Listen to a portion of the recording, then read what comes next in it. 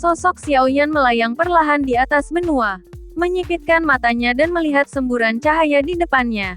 Matanya tenang selama bertahun-tahun tiba-tiba menjadi panas, dan bergumam di mulutnya, dekade-dekade ini hampir semua kultivasi saya membuat saya lupa perasaan ini. Apa? Xiao Yan merasa. Mata tiba-tiba terbuka, menatap seberkas cahaya di depannya. Matanya penuh kejutan. Dan tepat ketika berkas cahaya meledak, yang kuat juga datang satu demi satu.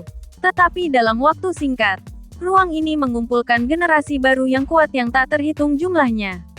Pada saat itu, dua klan yang diselamatkan oleh Xiao Yan mulai melanjutkan garis keturunan.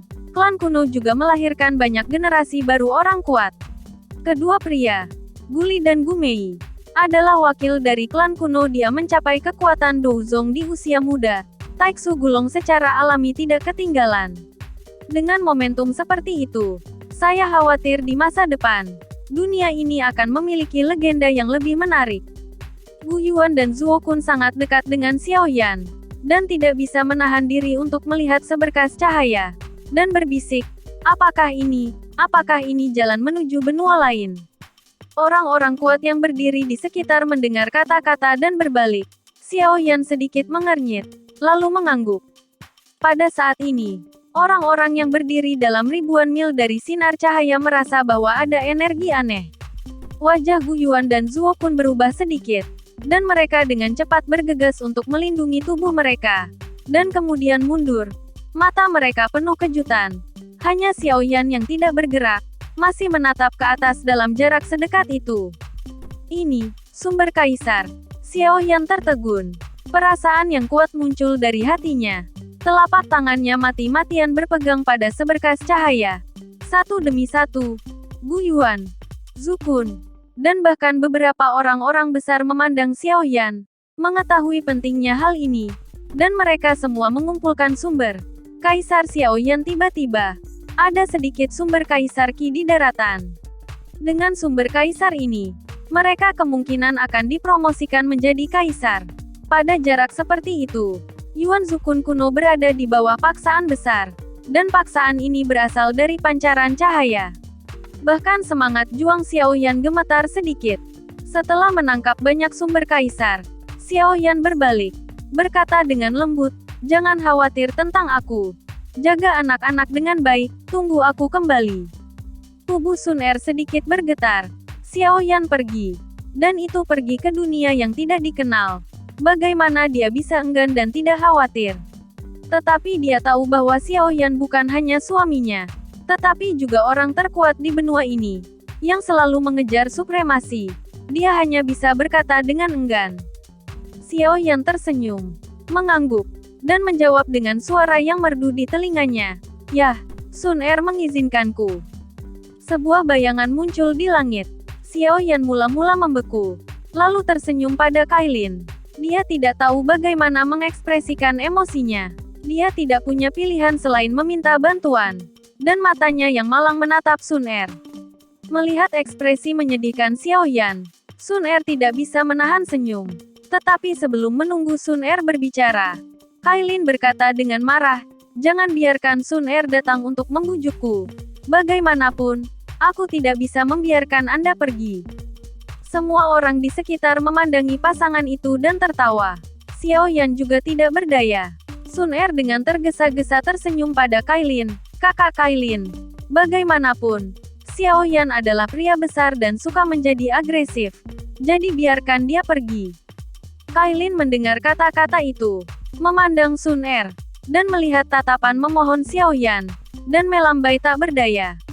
Ekspresi Xiao Yan sedikit terngenyit dengan cepat melengkung dan tersenyum dan berkata, "Terima kasih pada istriku. Yakinlah, aku akan kembali." Segera melambaikan. Beberapa bola cahaya muncul di depan Xiao Yan. "Ini adalah sumber kaisar. Dengan itu, kau akan dapat menerobos ke kaisar." Dengan lambaian tangan, Xiao Yan menembakkan beberapa bola cahaya pada Kailin, Sun Er, Gu Yuan, Zu Kun, dan lainnya. "Setelah saya pergi, saya harap Anda akan membantu merawat orang-orang Xiao. Xiao Yan ada di sini untuk berterima kasih kepada semua orang." Xiao Yan melengkung kepada orang-orang kuat yang datang. dan dia pergi.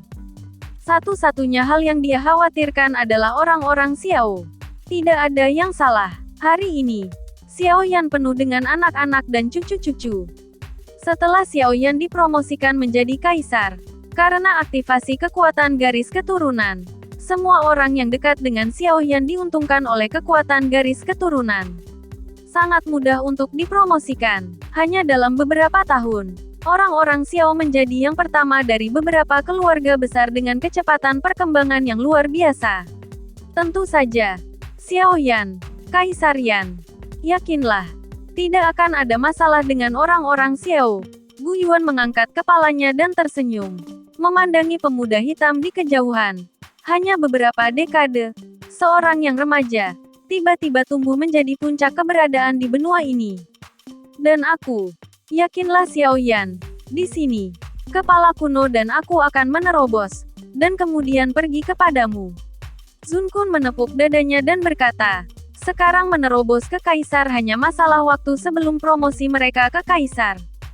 Xiao Yan berterima kasih, dan dia merasa lega tentang orang-orang Xiao. Ayah, dengan suara centil, Xiao Xiao bergegas ke pelukan Xiao Yan. Xiao Xiao sekarang berusia 11 atau 12 tahun.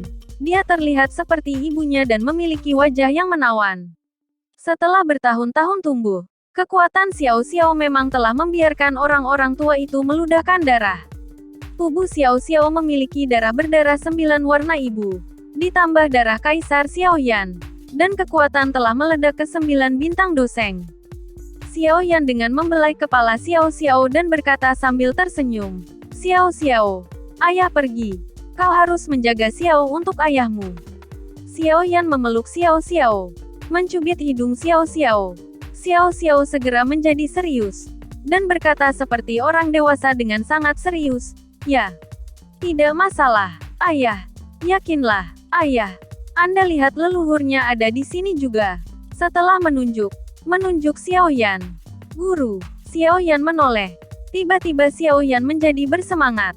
Seorang bocah lelaki bodoh di kota hutan. Hanya di bawah perlindungan dia dapat berkembang. Tanpa dia, Xiao Yan mungkin tidak berharga. Dan bahkan jauh sebelumnya, jiwa sudah hilang. Yao Lao tersenyum meyakinkan. Memikirkan pemuda yang masih membutuhkan perlindungannya sendiri. Dan sekarang dia telah tumbuh menjadi yang mendominasi. Hati-hati. Sekarang guru tidak bisa membantumu lagi. Xiao Yan tersenyum. Gurunya masih sama seperti sebelumnya. Dengan lambaian tangannya, Xiao Yan menembakkan beberapa eliksir dan bola lampu ke Yao Lao. Dan perlahan-lahan berkata, dan aku berharap guru dipromosi ke ranah kaisar. Selama beberapa tahun terakhir, Jiupin Jindan, yang dipersiapkan khusus untuk Yao Lao, juga memiliki sumber kaisar.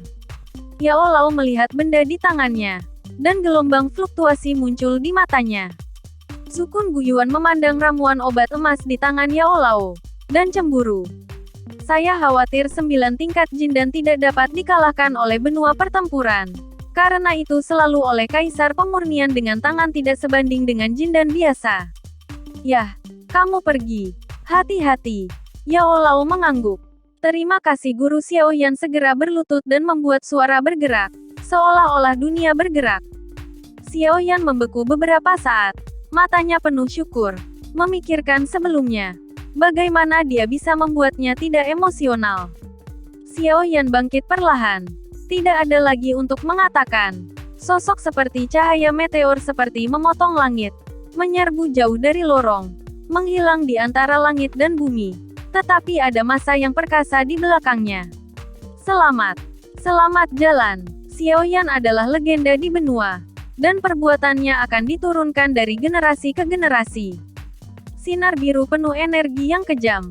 Bahkan orang kuat seperti Gu Yuan dan Zukun, yang merasakan kekuatan sinar energi ribuan mil jauhnya dari sinar cahaya.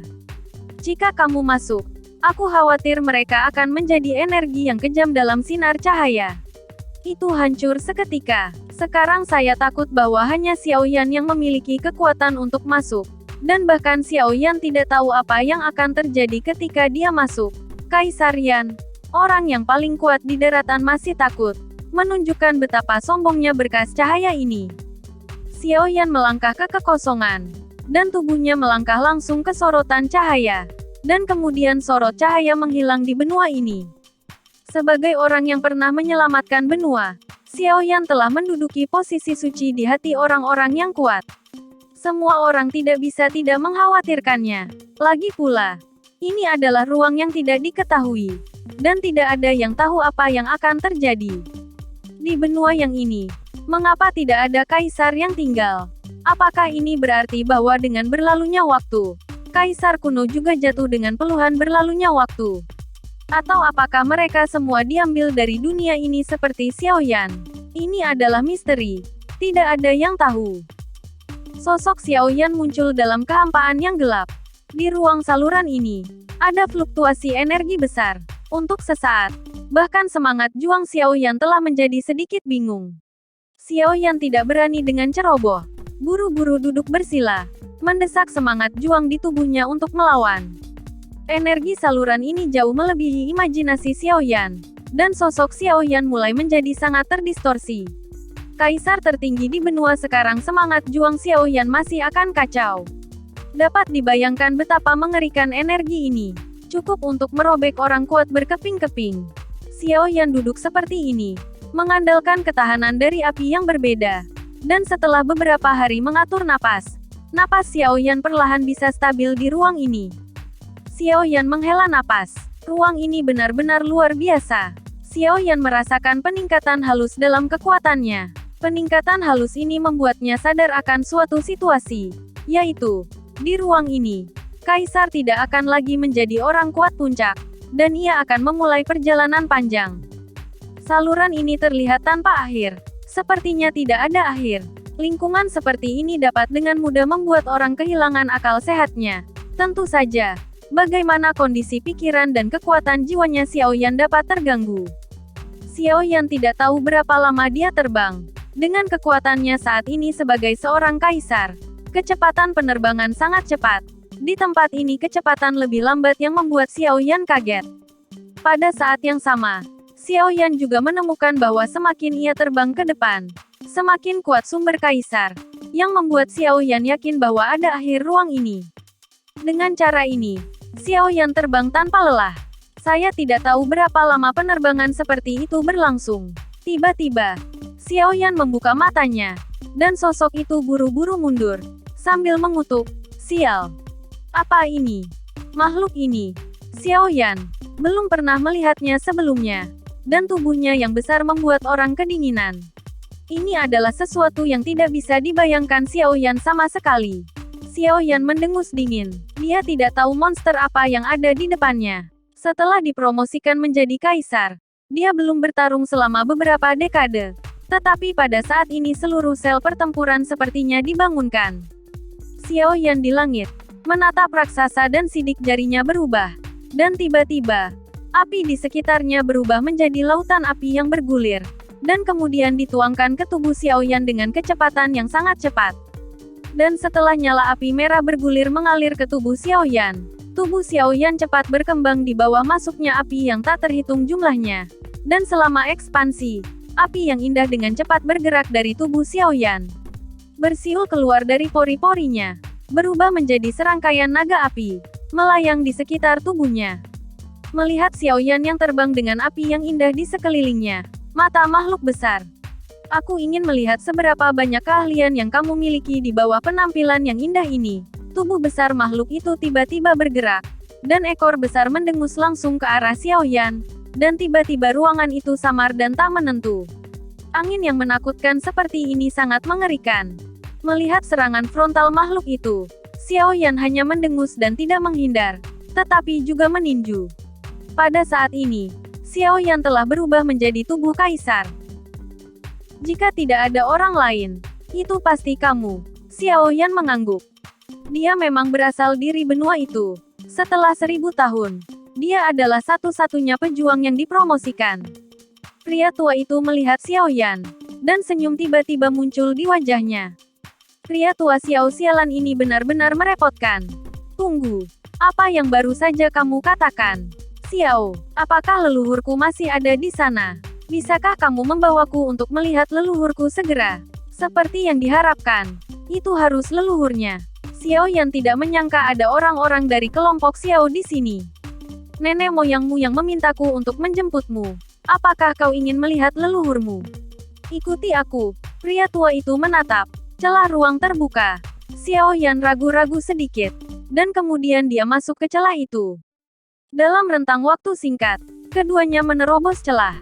Begitu Xiao Yan melangkah keluar dari celah-celah di ruang itu, dia kagum. Sumber kaisar di sini lebih kaya daripada lorong.